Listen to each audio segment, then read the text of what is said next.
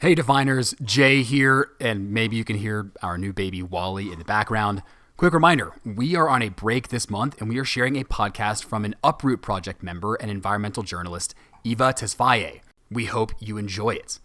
We announced last month that Scott and I are moving on and accepting applications from Diviners if folks want to take over the show. More details in last month's episode on that topic. Also, we are still doubling donations to Uproot Project up to $500. Email us your donation receipt, hosts@sustainabilitydefined.com, and we'll double it. Hope you enjoy this episode. Come join me for a day at the beach. That's a sentence you don't hear a lot in New Orleans. It's a nice sunny Saturday. I've just parked on the side of a street in New Orleans East. If you don't live in New Orleans, you might not know how different New Orleans East is. It's not the tightly packed shotgun houses you might be picturing. These houses are more spread out, with driveways and mailboxes, like a regular suburb. I'm parked on Hain Boulevard. On one side of the street, there's a line of cars, some houses.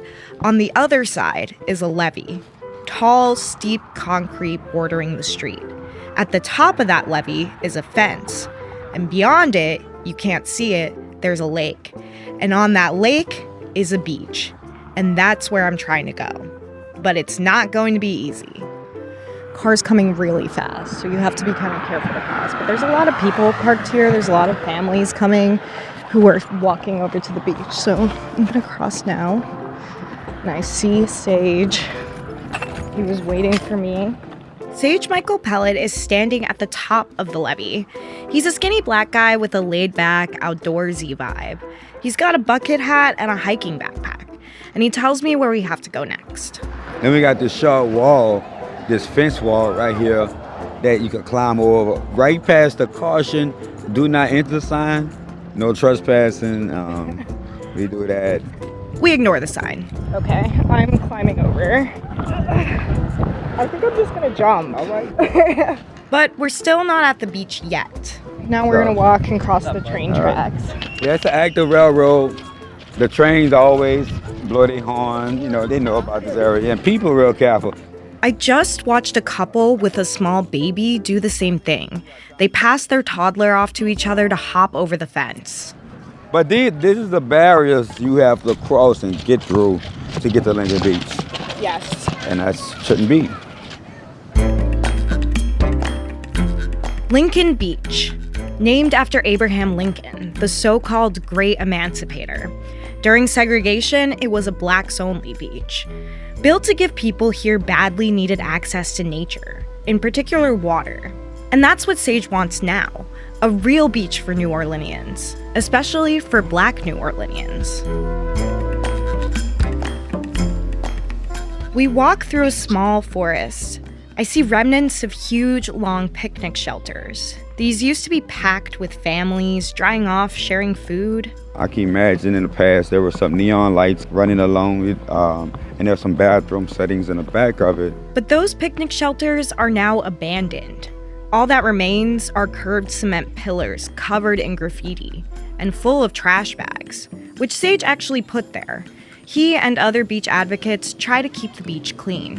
This is our third pile. Since it closed 6 decades ago, Lincoln Beach has been left to decay. People still come to swim, but they're going rogue. We're all trespassing. Because the people who live around here, they need this place. Half the year in New Orleans feels like summer. It's hot, humid, unbearable, unless you have somewhere to cool off. Sage brought me here because he's one of the people pushing the city to spend millions of dollars to renovate Lincoln Beach, to officially reopen it as New Orleans' only public beach, a place for everyone in the city to cool off. We hold on to space to make sure that it's preserved, it's open for all people. Recognize this is historically built for Black people, but also recognize the indigenous people that was even here before that, because this was a coastal community. Finally, we see the water and the crowds. A lot of families, mostly Black and Hispanic, Latin music blasts from speakers on a snowball stand. People are hammocking. They have tubes in the water, pool noodles. There's 2 kids playing with, like, water guns. The water gun. There's a bunch of people fishing on that little, like... That's a jetty over there, and so that's a good fishing point right there. Sage and I sit in camping chairs on a quieter part of the waterfront. We look out at Lake Pontchartrain. It's really a bay, north of New Orleans, connected to the Gulf of Mexico. New Orleans is surrounded by water. I thought when I moved here, I'd get to swim in it. Water is important to me. My dad didn't know how to swim, so he made sure all his kids did. We all became swimmers and lifeguards. Floating in the ocean or a lake has always relaxed me, made me feel like I was connected to the earth. But even though New Orleans has water in every direction, it's hard to access. Sage is trying to change that by having the city take care of Lincoln Beach instead of volunteers like him. I say it's neglected. I'm going to do for free for my community what you're supposed to be doing right now. I'm Eva Tesfaye, and you're listening to Sea Change. Today, we're going to talk about the uncomfortable history of Lincoln Beach, how it led to New Orleans not having any public beaches today, and how a community has rallied together to get their beach back. After the break, we're going to go back in time to the era of segregation, to the 40s, the sweltering summers of New Orleans. If you were Black, the only place to soak up the sun and sand was Lincoln Beach.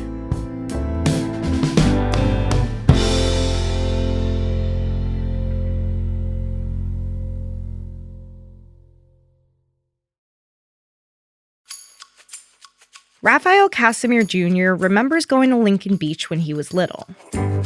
My earliest memories probably I must have been maybe about 10, going there. Raphael is in his 80s now. He has thick curly hair with a bit of gray. When we met, he was soft-spoken, but he had the composed, thoughtful presence of an academic. Raphael is a 6th-generation New Orleanian. His family went to Lincoln Beach every summer. It was remote, way off in the outskirts of the city, on the other side of a major canal, so not easy to get to. Raphael says buses took Black families to Lincoln Beach from all over New Orleans. They would make a day of it. What I most remember about it was a long ways out, and I know I would always go to sleep. Even the trip out to the beach was an adventure. You had fun on the buses, singing and telling jokes or whatever. You got to interact with people from different neighborhoods. Lincoln Beach first opened a little before Raphael was born, in the early 1940s. Before that, there weren't any beaches in New Orleans for Black people to swim in. White people had Pontchartrain Beach, which opened in 1928. The nearest place Black people could go was a resort in Mississippi called Gulfside. At the time, New Orleans had so few places to swim that people ended up drowning trying to cool off. In fact, one of the problems that people that had Black youth not having swimming pools, I think we only had 2 Black swimming pools in the whole city. And so people drowned in canals or drowned in the lake because there was no place where you could really swim. New Orleans' Black newspaper, the Louisiana Weekly, published a running count of the drownings each summer. Finding a place to have fun in the summertime was a huge problem in general for Black people across the United States. Segregation kept them out of many public parks and pools. WEB Dubois called it the color problem of summer.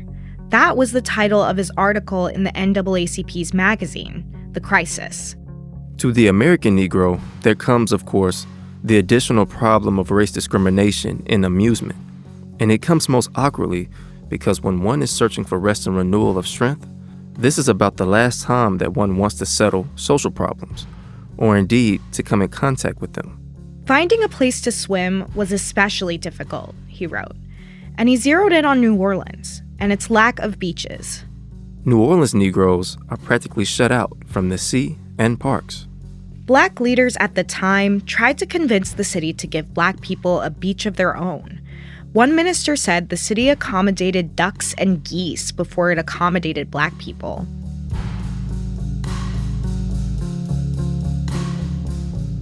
In 1938, the wealthy owner of a fruit company donated a portion of the lakefront for a Blacks-only beach. Lincoln Beach opened in 1941, but it was far from perfect. One observer described the water as, quote, reptile-infested. A report from the city's own health director said it was not clean enough to swim in. Fishing camps and a nearby canal dumped raw sewage into the water. You would get out along the seawalk and get into the water. And it wasn't as fresh as, because I knew I would come home with red eyes. People complained. And then in the 1950s, Lincoln Beach got a $500,000 renovation. That's almost $6 million by today's standards. The renovated beach reopened to huge fanfare. Thousands of people were there. Papa Celestin's Tuxedo Jazz Band was playing. There was even a Miss Lincoln Beach pageant that first year. The new version of the beach had a dance pavilion, a new restaurant, a bathhouse with 2,000 lockers, and amusement park rides. They also put in 3 large swimming pools so that people didn't have to swim in the dirty water. I couldn't swim, but I'd always get in the pool. The locker rooms were very nice. I do remember you had to have at least a couple of bucks once you got there to buy food, and you had to pay for each ride. The beach was advertised and celebrated in Black magazines and newspapers. It became a destination for Black people across the South, and a music hub for Black artists, like Nat King Cole and Fats Domino. There was music, I think, on maybe Wednesday or Thursday nights. One of the local Black radio stations would broadcast from there, and it'd be singing contests. I think I remember Ray Charles being there once. I wasn't there. Hey, mama, don't you treat me wrong. Come and love you, daddy, all night long, all right now. But, coming from nothing, it was certainly nicer than what we had. But the main thing Raphael remembers is the stark difference between Lincoln Beach and the White Beach, Pontchartrain Beach. Raphael says the amusement park rides at Pontchartrain Beach seem safer, the facilities nicer, the water cleaner. He wasn't allowed to go there because he was Black, but he noticed it from the commercials. On television, I kept seeing these pictures of Pontchartrain Beach, and it was so much nicer. So is that also what you remember the jingle from? Was the Pontchartrain Beach, you'll have fun, the rest of you'll leave. At the beach, at Pontchartrain Beach, you'll have fun every day of the week. It was this sort of thing that led Raphael to become a civil rights activist and then a history professor. Today, he's a professor emeritus at the University of New Orleans. And he says Lincoln Beach was separate, but never equal. Maybe if I had not seen the difference, it would not have registered as much with me. Like schools, swimming pools and beaches were a battleground for the fight to end segregation, especially in the South. Just one state over, in Biloxi, Mississippi, civil rights activists organized history-making protests called wade-ins. Black people gathered on a supposedly public beach, but they were attacked by white mobs and arrested by the police. In the late 50s and early 60s, federal courts ordered the city of New Orleans to desegregate its parks and public facilities. Both Audubon Park and City Park chose to close their pools rather than integrate. Then the Civil Rights Act passed. Now, in this summer of 1964, the Civil Rights Bill is the law of the land. In the words of the President, it restricts no one's freedom so long as he respects the rights of others. The 1964 Civil Rights Bill forced New Orleans to integrate Pontchartrain Beach. And then, a month later, Lincoln Beach closed. The thinking was, after integration, the beach would lose money. People would choose the nicer, formerly whites-only Pontchartrain Beach instead. The Lincoln Beach Corporation had even prepared for this. Their lease with the levee board specifically said they could end their contract if they couldn't keep the beach segregated. Raphael's family started going to Pontchartrain Beach instead. The whites-only beach responded to black families like Raphael's by closing its pool, installing a fence around the park, and requiring people to pay for entry. But Pontchartrain Beach eventually closed too, in 1983. It took a while, but over time, people stopped going there as much. Popular opinion has deemed this piece of history obsolete. One reporter at the time said, people had ways they could entertain themselves at home instead. In this modern age of computer games and TV, there seems to be just too many other things to do. So on Saturday, September 24th, 1983, Pontchartrain Beach closed its gates for the last time. So New Orleans no longer had any more beaches. Historian Andrew Carl studies the history of beach access. In a sense, sort of what happened to Lincoln Beach was a harbinger of things to come across the South. Carl says after integration, funding was immediately pulled from lots of black spaces, forcing them to close. When black people started going to the newly integrated white spaces, white people no longer wanted to use them. Andrew Carl says that sent them elsewhere. Middle class and sort of more privileged whites who can afford to into private spaces, whether they be private swimming clubs, golf courses, other sort of private amenities. And because of that retreat, over the years, those newly integrated spaces, true public spaces, started to close. That really sort of opened the floodgates to this disinvestment in public recreation and public recreational facilities that we've seen unfold over the second half of the 20th century and continuing to this day. Carl says we're still losing beach access, especially for people of color. Some beaches are becoming private beaches. For others, local governments are making it harder to reach them. Carl says public beach access has been under attack for decades. And I think, especially in coastal cities or cities like New Orleans that just, are surrounded by bodies of water. I mean, that is a really critical area of need that is going unmet. It's been 60 years since Lincoln Beach closed, but the residents of New Orleans East never really gave up on the idea of reopening it. They even came close in the late 90s and early 2000s. Back then, the push came from a community group called All Congregations Together. For a while, it seemed like the project was going pretty well. The levee board promised $1.5 million for a new pier, according to an article in New Orleans Magazine. It also commissioned plans for the beach, a new pavilion, restrooms, a playground, and a mural depicting its civil rights history. But things just kept getting stalled. The levee board and the city argued over who was responsible for the beach. The city found contamination and pushed off construction. And they also lost paperwork for the demolition. Then, Hurricane Katrina hit New Orleans. And those plans for Lincoln Beach were left behind. And it would take another few decades to get that close again. That's coming up after the break.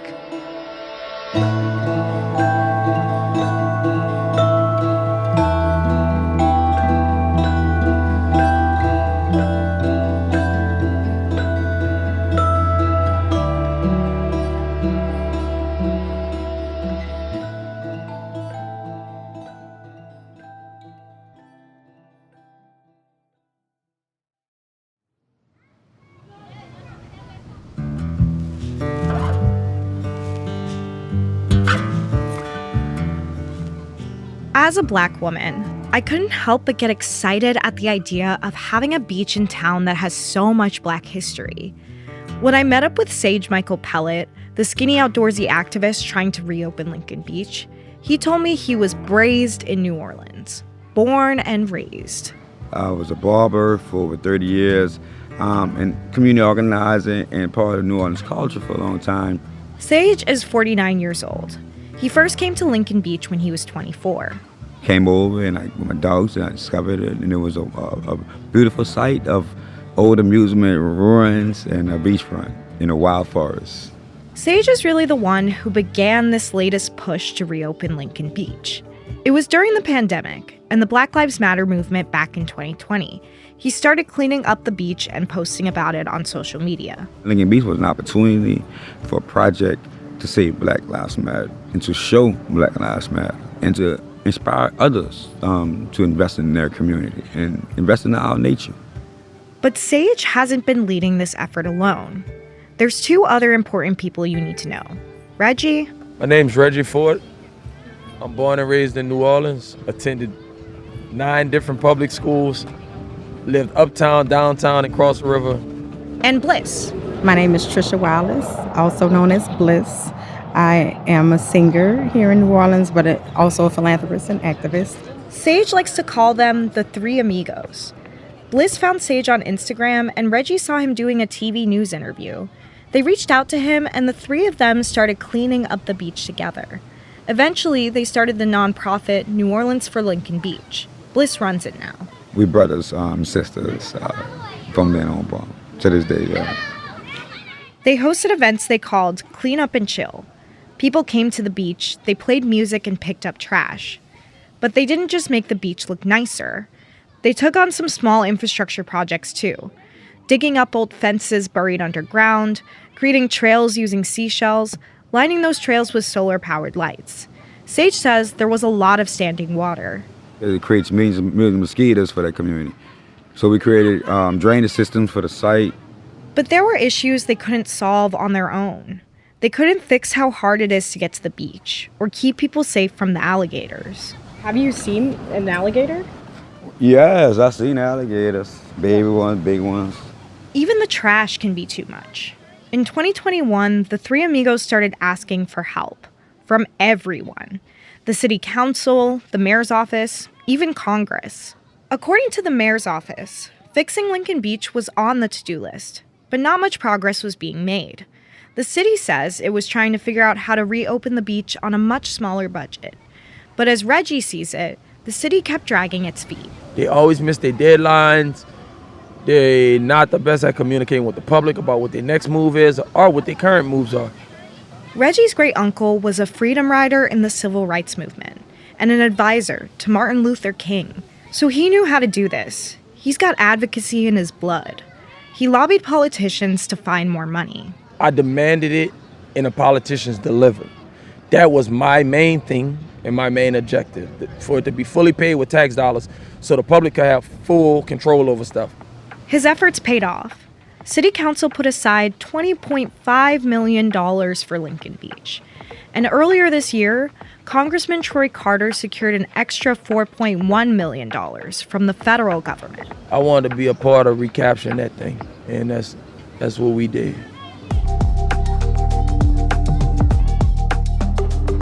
A lot of people want to be part of recapturing Lincoln Beach.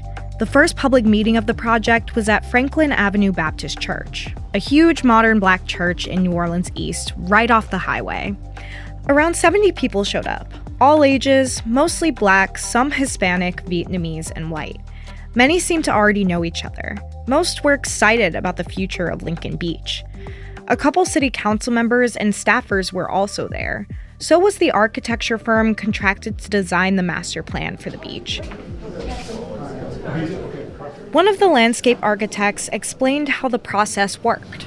So today we're not coming with any designs. We're here to hear your feedback and your priorities of what you want to see for the future vision of Lincoln Beach. Everyone sat in groups around tables. There were maps of the beach, posters, markers, and sticky notes. Each group discussed what they wanted to see at the beach. The architects encouraged people to think big. Then, a member from each group shared what they came up with.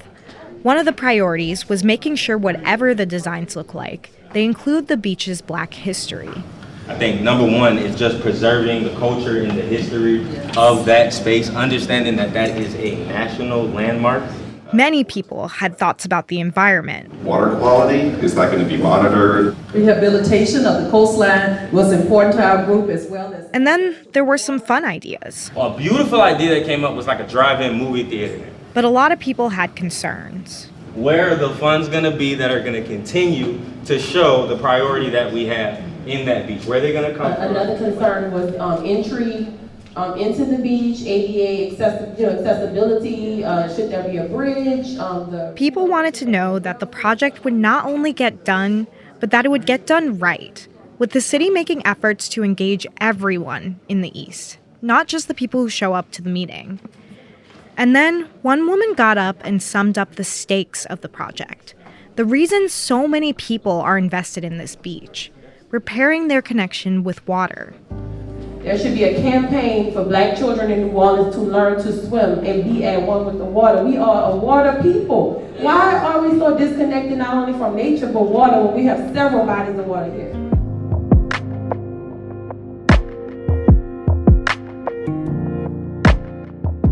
After the meeting, the architecture firm used all these ideas and came up with 3 designs to bring back to the community. All of the designs incorporate structures still at Lincoln Beach, leftovers from the 1960s. And they all include a parking lot and a pedestrian bridge over the train tracks, so you don't have to climb a levee and hop a fence like I did. But each design also has different features the public will help choose, like a drive-in movie theater, a nature center, an urban farm. Even though the project is in motion, a lot of people share the same fears, the ones expressed during the community meeting, that the Lincoln Beach project might just never get done. Sage, the outdoorsy activist, is worried too. The city did an assessment of the beach back in 2021, but he said little work has actually been done at the site since. This is 2024, and now almost the basic infrastructure is stuffed out yet. It's not laid out yet. All that should have been done. It should have been done when the money came. The 3 amigos are still the main people taking care of the beach. And Sage is worried that if construction doesn't start soon, the money might get moved around to other city priorities. It's time to turn this place into a construction site so I can see my elders walk through that gate. Sage has good reason to take such a skeptical view of the city. City projects get delayed all the time, and city officials never followed through on reopening Lincoln Beach the last time there was a big push, back in the late 90s. Just last year, the city moved millions of dollars out of the Lincoln Beach project only to put it back a few days later. It was made a way bigger deal than it was. That's Sharon Robles, the city's project manager for Lincoln Beach. I talked to her to get the city's take on all these criticisms. The funds get shifted all the time, and it's not like we've lost any money. And if anything, we're still pursuing additional funding sources. Robles said the city knows people are skeptical, and it's trying to build trust. There's a lot of reasons for people to distrust, and so it's just a constant challenge to help people understand, we have the best intentions. We're dedicated to delivering the project that the people want. But while Robles said the city is on board, she also agreed that Lincoln Beach wouldn't be reopening without the work of 3 people, the 3 amigos. It was because of the advocacy of the residents who had already started working because of Reggie, Sage, and Bliss. They petitioned the council to try to get the city to allocate the funding. And when I talked to Sage, one thing is clear. The 3 amigos are not going to let the city back down. We just try to pick up the torch and let's keep this fire burning until we open that gate, and so that's my lifelong commitment right there, You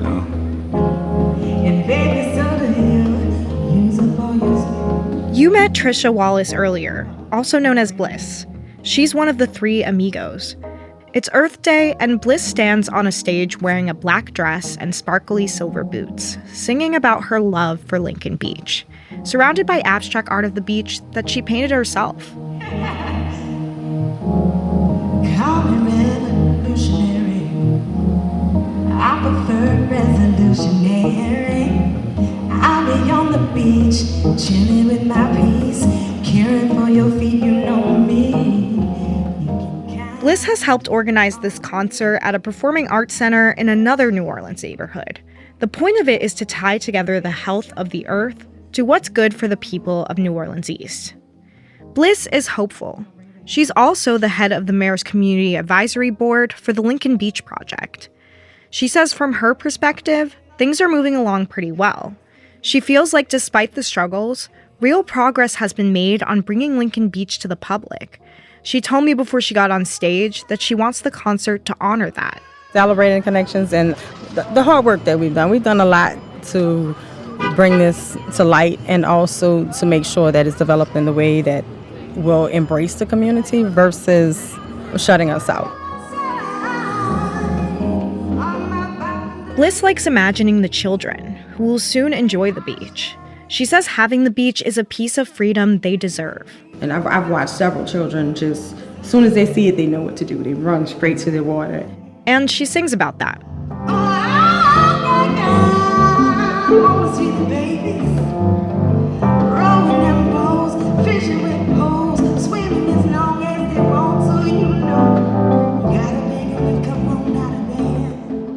Bliss's singing about kids on the beach reminded me of something Sage told me. Back at Lincoln Beach, as we sat on chairs looking at the water, I asked him are there any specific kids he has in mind when he thinks about reopening the beach. He told me about a few he caught trying to steal one of his kayaks. And of course I was upset. I'm like, y'all could get really hurt over this stuff because it's my property. Y'all should be in school somewhere. Later, Sage went to see where the kids lived.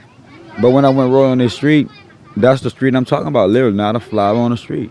It's ugly on the street, it's dumping on the street, abandoned cars. So I felt even more sad for them. I really did, like drop a tear. Because they really have nothing to look up to. And I can only imagine what's going on, like on that street at night or their homes, you know what I'm saying? So, you know, those kids like that really like, you know, they need this place.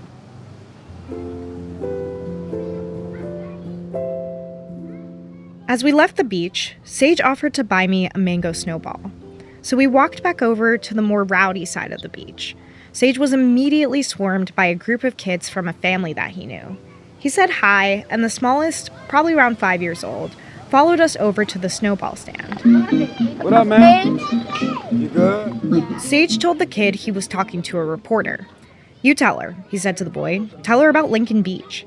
And he did. He told me about roasting marshmallows on the beach with Sage. Yeah, so look, he would burn the marshmallow with us. Marshmallow? He would burn it with us. That's who the three amigos are fighting for. They want the beach open not only for the elders who want to be able to relive their memories at the beach, but also for the kids of New Orleans who have never experienced it. The ones who don't have a safe place to hang out. The ones who need somewhere to cool off as climate change makes the summers hotter and hotter. The ones who don't know how to swim. The ones who have lived around water their whole lives but are scared of it. They deserve to have a place they can go, to have fun in the summertime. A place to get a snowball and roast marshmallows.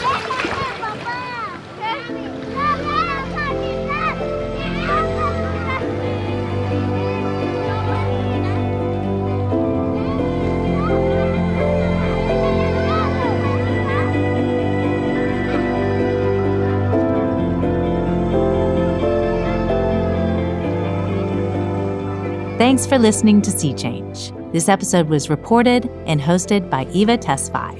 I'm Carlyle Calhoun, the managing producer. This episode was edited by Rosemary Westwood, with help from me, Halle Parker, and Ryan Vasquez. Joseph King voiced WEB Dubois. Garrett Hazelwood is our fact checker.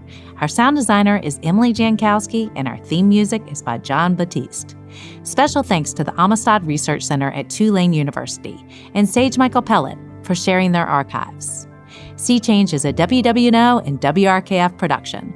We're a part of the NPR Podcast Network and distributed by PRX. Sea Change is made possible with major support from the Gulf Research Program of the National Academy of Sciences, Engineering, and Medicine. WWNO's Coastal Desk is supported by the Walton Family Foundation, the Moreau Foundation, and the Greater New Orleans Foundation. We'll be back in 2 weeks.